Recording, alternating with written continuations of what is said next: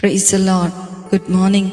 మన ప్రభువును ప్రియ రక్షకుడైన దేవుని నామమున మీ అందరికీ కూడా ఉదయకాల శుభములను నేను తెలియజేస్తూ ఉన్నాను.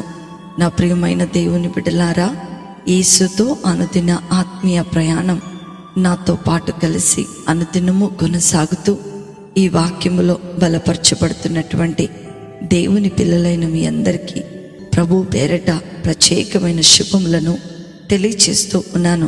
దేవుడు మిమ్మలను మీ కుటుంబాలను దీవించును గాక.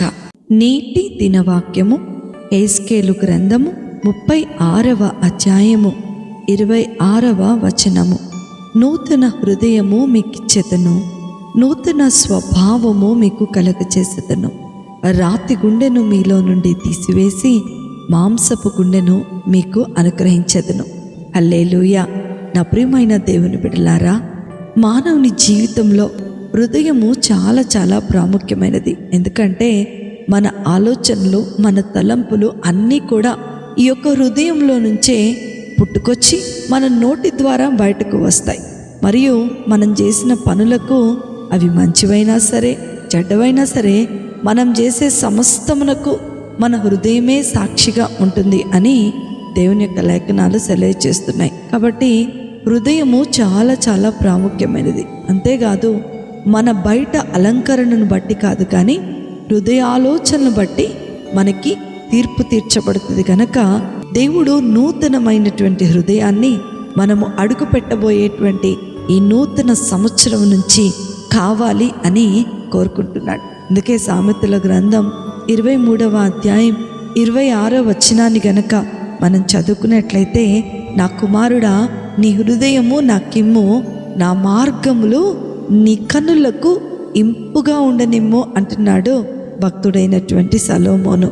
ఎందుకు నూతనమైన హృదయం మనకు కావాలి అనంటే, మార్కు సువార్త 7వ అధ్యాయం 21 నుంచి 23 వచనాలు గనక మనం చదువుకున్నట్లయితే, లోపల నుండి అంటే మనుషుల హృదయంలో నుండి ఈ చెడ్డవన్నీ లోపల నుండి బయలువెళ్ళి మనిషిని అపవిత్రపరచును. కనుక మన హృదయము ఆయన దగ్గరగా ఉండి చెడ్డవాటికి దూరముగా ఉండాలి అని దేవుని లేఖనాలు మనకు తెలియచేస్తూ ఉన్నాయి. నా ప్రియమైన దేవుని బిడ్డలారా, దేవుణ్ణి పూర్ణ హృదయముతో మనము ప్రేమించి ఆరాధించే వారంగా ఉండాలి. దేవుడు మాత్రమే హృదయమును పరిశోధించేవాడు. కనుక మన హృదయము దేవునికి ఇవ్వాలి అని ఉదయకాల సమయంలో దేవుడు మాట్లాడుతూ ఉన్నాడు. ఎందుకంటే హృదయం అన్నిటికంటే మోసకరమైనది, అది ఘోరమైన వ్యాధి కలది. దాన్ని గ్రహించగలవాడెవడు? ఒకని ప్రవర్తనను బట్టి వారి క్రియల ఫలము చొప్పున ప్రతి కార్యము చేయుటకు యెహోవాను నేను హృదయమును పరిశోధించువాడను. అవును, దేవుడు మన హృదయాలను పరిశోధిస్తాడు. దేవుడు మన హృదయంలో ఉన్న ప్రతి తలంపును ఆయన చూస్తాడు. మన జీవితంలో కఠినంగా ఉన్న ప్రతి పరిస్థితిని మార్చివేయాలని ఆయన ఇష్టపడుతూ ఉన్నాడు. దేవుని యొద్ద నుండి ఆశీర్వాదాలు మరియు ఆయన స్వాస్థ్యములో పాలు పొందుకోవాలంటే మన హృదయము దేవునికి ఇవ్వాలి. మన హృదయము దేవునికి సమీపంగా జీవించాలి. ఇంకా వ్యర్థమైనటువంటి ఆలోచనలు కలిగి కఠినమైనటువంటి స్వభావాన్ని మనము కలిగి ఉండకూడదని ఉదయకాల సమయంలో దేవుడు మనతో మాట్లాడుతూ ఉన్నాడు. మన పెదవులతో దేవునిని ఎంతగా ఆరాధించి ఎంత ఘనపరిచినా మన హృదయం దేవునికి దూరంగా ఉన్న ఎడల మనము ఆయనను వ్యర్థంగా ఆరాధించినట్టే. నా ప్రియమైన దేవుని బిడ్డలారా, భక్తుడైనటువంటి దావీదు 119వ దావీదు కీర్తన 10వ చరణంలో మనం చూసుకుంటే, నా పూర్ణ హృదయముతో నేను నిన్ను వెతికి ఉన్నాను అని దావీదు ప్రార్థన చేస్తున్నాడు. అవును, నా ప్రియమైన దేవుని బిడ్డలారా, నీ పూర్ణ హృదయంతో నీవు వెతుకుతున్నావా? నిన్ను ఒక గొప్ప వ్యక్తిగా తీర్చిదిద్ది ఈ లోకంలో నీకున్నటువంటి పరిస్థితులన్నీ కూడా మార్చి నిన్ను ఆశీర్వాదంలోనికి నడిపించిన నీ దేవునికి నీ హృదయమును అప్పగించుకుంటున్నావా?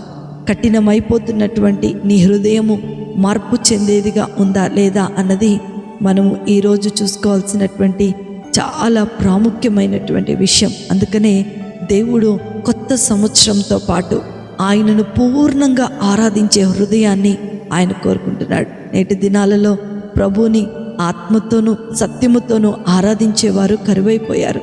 దేవుని వాక్యాన్ని వినకోకుండా, దేవుని వాక్యములోని మాధుర్యాన్ని అనుభవించకుండా దేవుడు ఇచ్చినటువంటి కృపను కోల్పోయే పరిస్థితిలో మానవులు ఉంటూనే ఉన్నారు.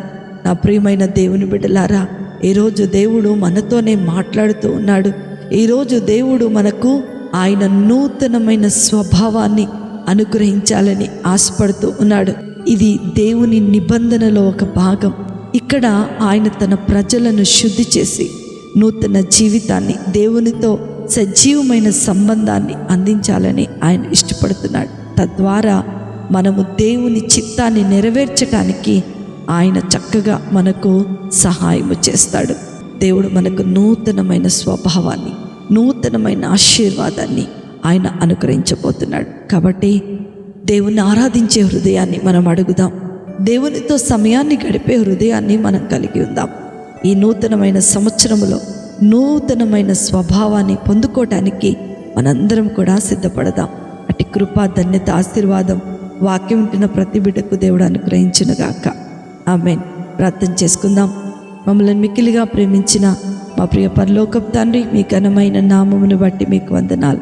ప్రభువా, మాలో ఉన్న శరీర సంబంధమైన కఠినమైన స్వభావాన్ని తీసివేసి ఆత్మ సంబంధమైన స్వభావాన్ని దయచేయండి. మా జీవితంలో గొప్ప మీ యొద్ద నుండి ఆశీర్వాదం పొందుకోవడానికి మిమ్మల్ని పూర్ణ హృదయంతో ఆరాధించే వరంగా మేముండినట్లుగా మీరు సహాయం చేయండి. ప్రభువా, విన్న వాక్యము ప్రతి ఒక్కరి జీవితాలలో ఫలింప చేయండి. దేవా, ఈ యొక్క సంవత్సరాన్ని ముగించుకోవడానికి మీరు చూపించిన ఈ గొప్ప కృపను బట్టి మీకు వందనాలు.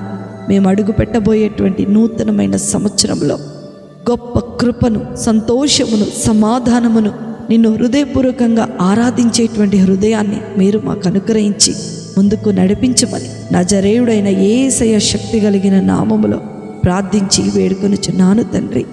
Amen, amen, amen. ప్రభు మిమ్ములను, మీ కుటుంబాలను దీవించును కాక. ప్రేమతో మీ సహోదరి శిల్ప జోసెఫ్.